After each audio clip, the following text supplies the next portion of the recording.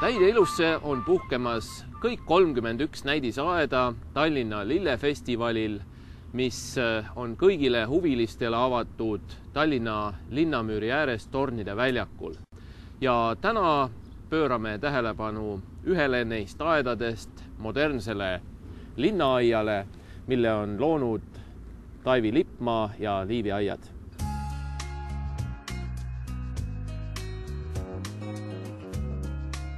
Tornide väljaku lillefestivalil on nüüd üks aed, mis kannab nime Helendav aed. Liivi aedade loodud, sina, Taivi, oled selle kujundanud. Räägi selle aia kontseptsioonist. Millest see kõneleb, kellele see võiks olla mõeldud? Mõeldud on ta absoluutselt kõigile, kellel on vähegi huvi aianduse vastu, ilu vastu, kunsti vastu, arhitektuuri vastu. Et helendab ta sellepärast, et siia olen ma pannud peamiselt oma hinge helenduse sisse. Ja mida keegi siin näeb? Täitsa vaataja silmades. No räägime materjalidest. Tavaliselt, kui räägitakse aia pidamisest, siis selline trafarett arusaam on, et see on üks selline rist ja viletsus, vaev ja vaimu närimine. Seda aeda vaadates tundub, et lood on sootuks vastupidi. No jah, küsimus ju tekib, milleks neid aedu luuakse. Et kas neid luuakse selleks, et saaks näppupidi mullas olla ja tunnetada seda ühtsust maaga näiteks ja muu loodusega. Või siis luuakse selleks, et seda oleks kena vaadata, selle oleks mõnus viibida. Et aia loomisel kindlasti üks oluline asi on see, et tuleb mõelda hooldusele ka natuke. Kui ikkagi ei ole tahtmist rohida hommikust õhtuni, siis tuleb sellised materjale kasutada, mis selle vajaduse väldib.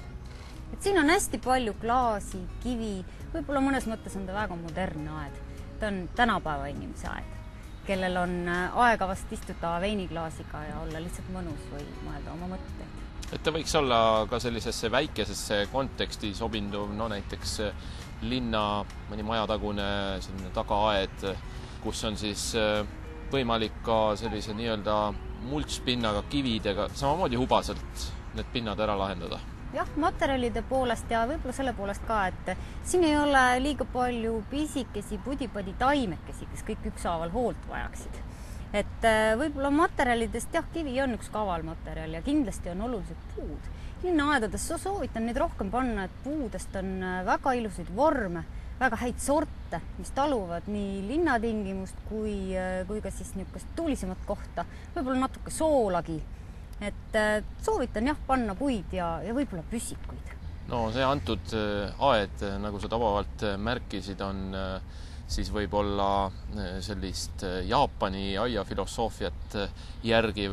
Kindlasti üks selline jaapanipärane element või nii-öelda, mis peab kindlasti Jaapani aias olema, on ka veesilm. Siin on see selline päris omapärane. Noh, jah, Jaapani aias on ta täiesti asendamatu, sellepärast, et vesi on siiski üks 3 põhielemendist.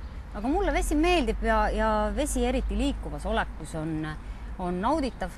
Eriti kui ta peegeldub valgusega teistmoodi, nagu siin on peegelpind, kus siis vesi muudab selle peegelduse inimestest ja ümbritsevast hoopis teistsuguseks ja teistmoodi vaadeldavaks. Et vesi on oluline, ta on eluline asi, samas ta on väga dekoratiivne asi. No kui nüüd vaadata ikkagi seda nii-öelda aia pinda, seda ala, kus on siis jagatud kivipindade, istutusaladega see erinevad tsoonid, siis kuidas nüüd inimesel, kes ise ei ole professionaal, oleks mõistlik sellesse suhtuda, kui nii-ütelda vältimatu on siis professionaali kaasamine sellesse protsessi? Kas see on ilmtingimata õigustab ennast, seda peetakse ju ka üheks üsna kulukaks väljaminekuks? Kindlasti nõu tasuks küsida, sellepärast, et koduaeda tehes ikkagi on ju inimestel omad soovid ka, et neid arvestada võib-olla professionaal oskab paremini ja oskab välja tuua võib-olla väheste vahenditega selle, mida on tõesti soovitud sinna aeda rajada. Nüüd sellest professionaalsusest võib-olla veel, et see pisike nõuanne ei maksagi nii palju, kui palju on väärt see tulemus, mille siis lõpuks saame nõu küsides, mitte omaette püsides. No tihtipeale ka, nagu elus ikka, aedadeski olukorrad muutuvad ja on mõnikord tarvidus taimi ümber istutada. Kuidas nüüd sellesse ümber istutamisse suhtuda, aga selles on ju erinevatel koolkondadel ka aednike seas päris mitmeid arvamusi. Ja mina soovitan küll vaadata iga taime eraldi ja nagu ennestki öeldud, suhtuda armastuse ja lugupidamisega. Et kindlasti ei ole istutamise aeg see, kui taimel on 1000 muud olulist tegevust. Näiteks lehtede kasvatamine või õiepungade kasvatamine või siis õitsemine või vilja kasvatamine.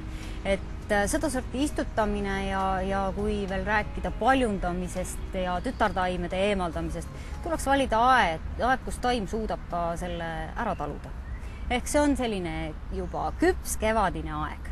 See on lihtne reegel. Küll aga võib seda teha ka sügisel, arvestades fakti, et need tütartaimekesed või see taim, mis on istutatud teise kohta, jõuaks ka juurduda. Ehk talveks valmis. Muidu võime kevadel avastada ennast kurva fakti eest, et seda taime polegi.